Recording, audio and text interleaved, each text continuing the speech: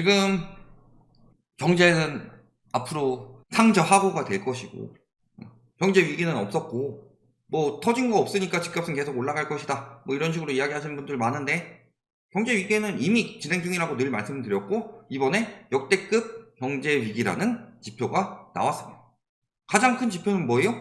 사람들이 돈을 모을 수 있냐, 아니면 모아둔 돈을 까먹을 수밖에 없는 상황이냐, 이 지표를 보고 확인을 해봐야 되겠죠. 근데 지금 모아둔 돈을 까먹을 수밖에 없는 상황이 되었다는 것이 나왔다. 그래서 그 부분에 대해서 이야기를 해보고, 지금 역대급 경제 위기는 이미 와있다, 이런 상황에서 자산시장에 미쳤다고 들어가는 게 제정신인 상황인가, 요거를 좀 봐야 되겠죠. 자, 그래서 보시면은 일단 우리나라는 빚더미에 굉장히 많이 빠져 있습니다. 정부뿐만이 아니라 가계, 기업까지 경제 3대 축인 부채 증가 속도가 모두 심상치 않다. 그래서 저희가 저번 멤버십 때 이야기를 했죠. 무슨 말씀을 드렸어요? 정부도 빚이 많고, 그 다음에 가계도 빚이 많고, 그 다음에 기업도 빚이 많은데, 요게 감당이 안 되고 디레버리징을 하면은 딱 경제 무너질 것 같아 보이니까 뭘 하고 있다는 소리예요? 정부, 가계, 기업 할 거 없이 다 돌려막기 진행 중이다. 근데 예를 들어서요, 내가 빚을 많이 져가지고 막 카드값을 도저히 못 갚아요? 그래서 부모님한테 얘기를 해요. 저기 등짝 얻어 터지면서 그때는 감당 가능할 수도 있지만, 그게 아니라 내가 계속 돌려막기 하고 해가지고 빚을 잔뜩 늘려가지고 몇 배로 늘려가지고 그 다음에 부모님한테 얘기해가지고 저 좀 도와주세요 하면은 부모님도 못 도와주는 상황까지 벌어질 수도 있죠. 그런 것처럼 돌려막기를 한다는 것 자체가 위기를 엄청나게 키우는 거다. 위기를 엄청나게 키우고 있어서 폭탄을 키우고 있는 거라서, 지금 거기서 뭐 하나 삐끗하면은 연쇄 디폴트 나올 수 있다고 그랬죠.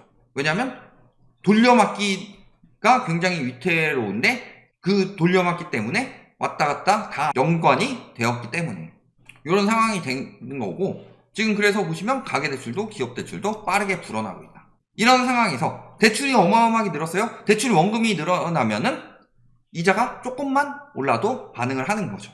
예를 들어서 내가 1000만원 빚을 때나 1억 빚을 때는요, 금리가 1% 오르더라도 이때는 10만원 오르는데 이때는 100만원이 오르니까 갚아야 될 이자가, 그러니까 금리가 올라갈 때 영향이 굉장히 크다는 소리죠. 그런 거고, 그래서 이자가 폭증할 수밖에 없죠. 지금 보시면 지난 1분기 가계 이자 비용으로 지출한 금액은 13만 1,000원이다. 에이씨, 한 달에 13만 1,000원 가지고 뭘 그래? 아니죠. 예를 들어서 100명이 있어요. 100명 중에서 한 명만 빚을 내서 이 사람이 월 갚는 이자가 1,310만 원이다. 그러면 이 100명 평균 내면 어떻게 돼요? 13만 1,000원 되는 거죠. 빚을 지지 않는 가구까지 따져도 그런 거예요. 예를 들어서 빚을 지지 않는 가구까지 따져도 우리나라는 DSR이 세계적으로 호주 다음으로 높은데, 빚을 진 가구로만 따로 해보면요, 빚을 진 전체 가구의 DSR이 40%가 넘습니다. 그리고 그 중에서 주담대를 받은 사람들, 즉 집을 살려고 빚을 낸 사람들의 DSR은 50%가 훌쩍 넘어가죠. 50% 후반대쯤 나올 겁니다. 금리 정점일 때 한 60% 정도 나왔었으니까.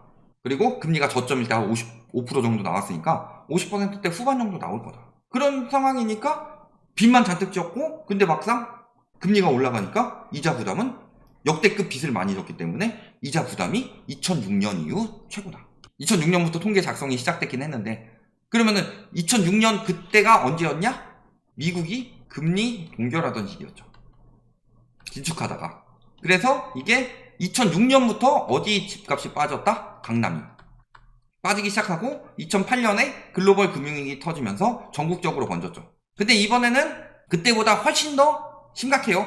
왜냐면은 원래는 지역별로 올라가고 떨어지는 이런 차이가 있어요. 그런데 그래가지고 우리를 까던 인간들이 무슨 이야기를 했냐? 라이트하우스는 서울은 떨어지더라도 부산은 오를 때도 있고, 그런데 전국적으로 다 떨어진다고 폭락론자다, 이런 식으로 까면서 이야기하는 인간들이 있는데, 그때랑 지금은 다른 건요, 그때는 그랬고 지금은 전세자금 대출에다가 주택담보대출까지 풀린 상황이기 때문에 글로벌 금융위기 전에는 전세자금 대출이 없었죠. 그러니까 유동성이 굉장히 금리의 영향을 많이 받을 수밖에 없고, 그래서 전반적으로 금리 떨어지면서 전반적으로 거품이 꼈으니까 전반적으로 빠질 수밖에 없는 상황이다, 이 이야기를 한 거고. 그러니까 본인이 지식이 부족해가지고 다 다르다, 뇌가 굳었으니까 그렇게밖에 생각을 못하는 거예요. 근데 실질적으로는 그때는 뭐 입지 영향도 있었고 뭐 이런 영향이 컸다면 지금은 입지나 이런 영향보다 더 크게 영향을 준 것이 금리 영향이었고 대출 영향이었다. 요걸 봐야 되는 거고. 그래서 보시면 이자 지출 같은 경우 지난 2분기에 42.4%가 급증했다. 그러니까 경매가 많이 쏟아지는 거예요. 그런데도 집값이 올라간다는 게 사람들이 얼마나 이번에 한탕주의 그리고 호모 증후군에 많이 빠졌느냐가 드러나는 거고, 원래 그래서 처음에 떨어질 때 저희가 하이먼 미스키 모델이라고 말씀드린 적 있죠. 자, 이게 하이먼 미스키 모델입니다. 자당 가격 뜨다가 보통 원래 요때가 그 문재인 정부 때가 요때였는데 코로나 때문에 한 번 더 붙은 거였죠. 그런데 보시면 어때요? 언론 보도에서 막 집값 올라간다 그러면서 막 증가해놓고 사람들 지금 막 영끌 불붙었고, 그래서 환상 탐욕 집값은 계속 올라갑니다. 그거 생겼다가 정점때 막 새로운 논리가 탄생을 하죠.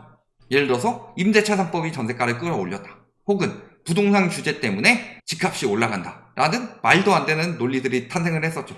근데 결국엔 떨어지죠. 그러다가 현실 부정하는 경우가 생기죠. 지금처럼 정부에서 막 규제 풀어주고 하니까 이제는 또 규제를 풀었으니까 집값이 오른다, 부동산 시장에 훈풍이 분다. 이때는 규제를 하니까 부동산 시장이 폭등을 한다, 규제를 푸니까 부동산 시장에 훈풍이 분다 하면서 현실 부정에서 올라가고 간 상황이지만 결국엔 이렇게 되는 거죠. 그러니까 마지막 심리 가지고 있는데 그 차를 못 탄 사람들이 지금이 이제 다시 올라가는 거 아닐까 하고 올라타지만 그만큼 여력이 없는 거예요. 그러니까 지금 분위기는 어디예요? 여기쯤 오고 있는 거죠.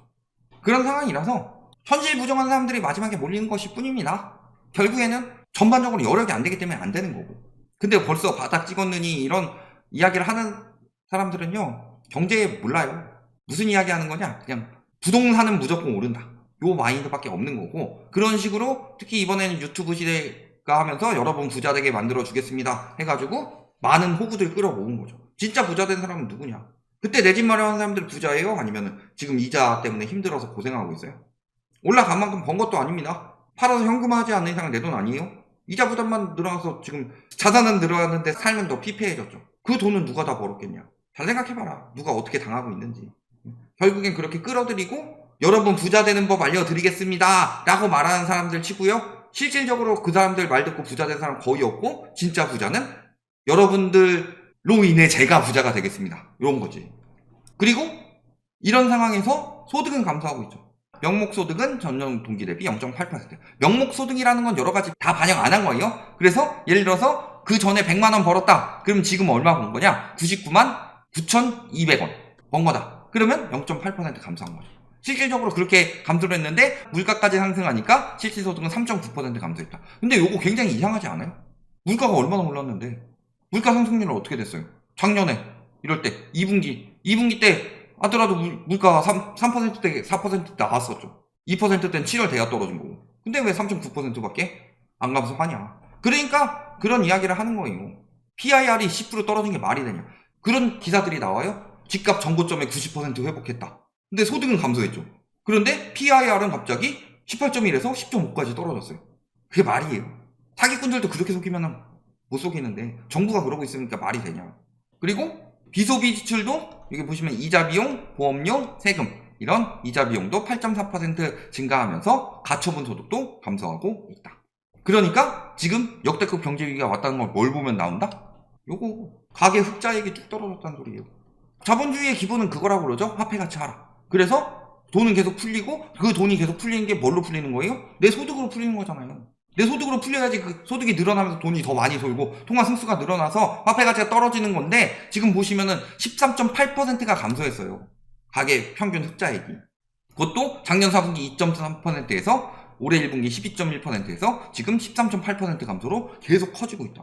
이런 상황에서 지금 진짜로 도와야 될 취약계층은 안 돕고 부동산 집 사는 사람들을 취약계층이라고 규정하고 거기다 돈 퍼붓고 있으니까 소비는 더더욱 안 도는 거고, 그러니까 경제 무너지는 거잖아요. 그러면은 저렇게 흑자액이 줄어들었다는 소리는 무슨 소리예요?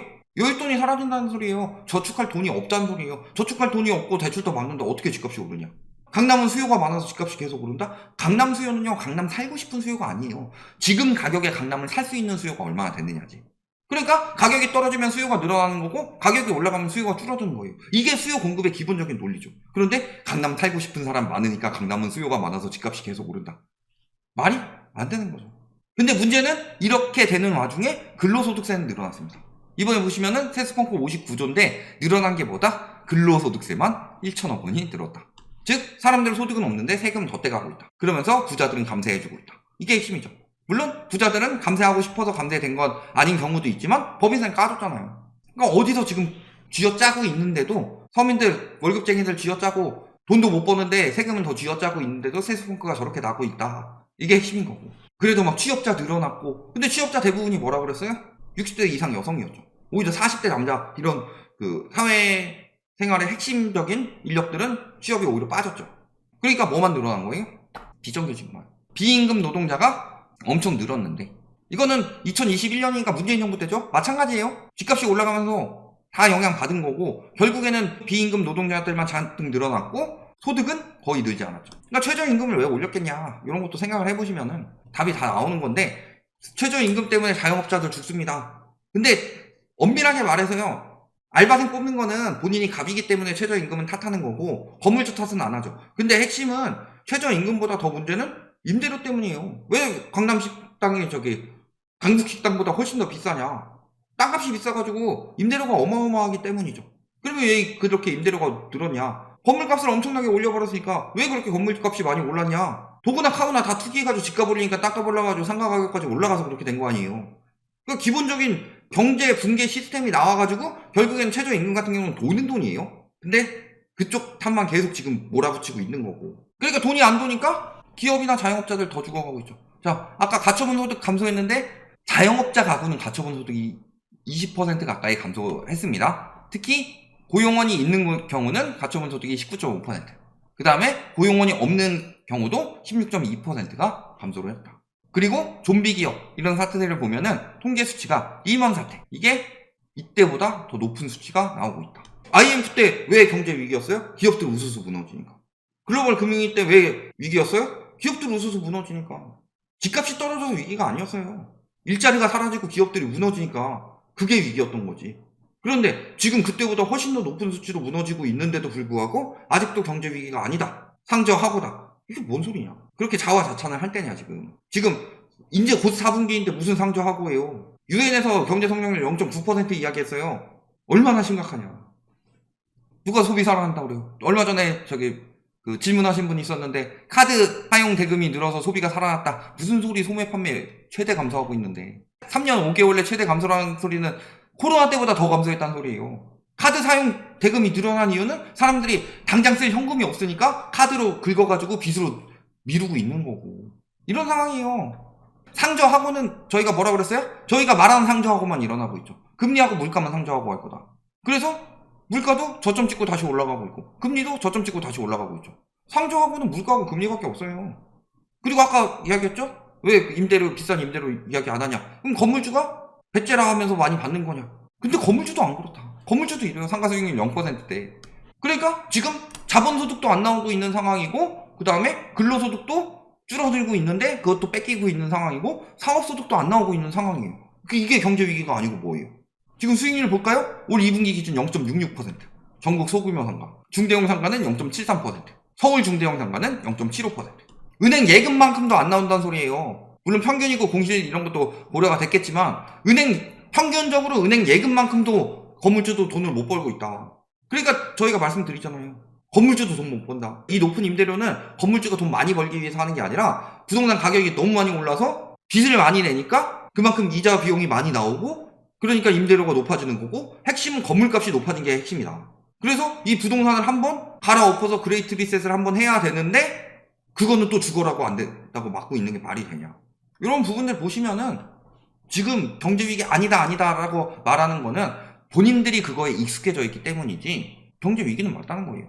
끓는 물에 살아있는 개구리 끓이는 법 할 때 처음부터 끓는 물에 넣으면 개구리가 튄다고 그랬죠.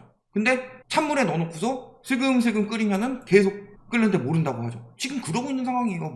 물이 펄펄 끓고 있어서 내 살이 익고 있는데도 위기가 아니다. 내가 들어갈 때 뜨겁지 않았으니까. 말이 되는 소리냐. 정신을 차려라. 여기까지 말씀드리겠습니다.